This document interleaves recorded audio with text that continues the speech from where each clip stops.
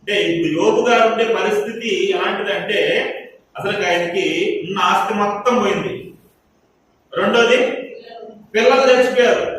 మూడోది ఒళ్ళంతా పురుగులు వచ్చేసింది, భయంకరమైన రోగంతో భయంకరమైన పురుగులతో బాధపడతాడు. ఇలాంటి పరిస్థితుల్లో దెబ్బ మీద దెబ్బ, దెబ్బ మీద దెబ్బ, దెబ్బ మీద దెబ్బ ఇలా తగిలి ఉంటే ఇప్పుడు గుండె మీద కాలం లాగా భార్య కూడా వచ్చేమంటుందంటే దేవుణ్ణి దూషించి చచ్చిపో అంట. ఇల్లు తగలబడి ఒకటి ఏడుస్తా ఉంటే వాడు ఏం చేశాడంట, బీడి కాల్చుకోవడానికి అగ్గిపొండు అడిగాడంట. హల్లెలూయా. అలాంటి మాటతో ఈయన యోబు గారు బాధల్లో ఉంటే ఈయన ఇంకొక మాట వేసి ఇంకా బాధ పెడతాను.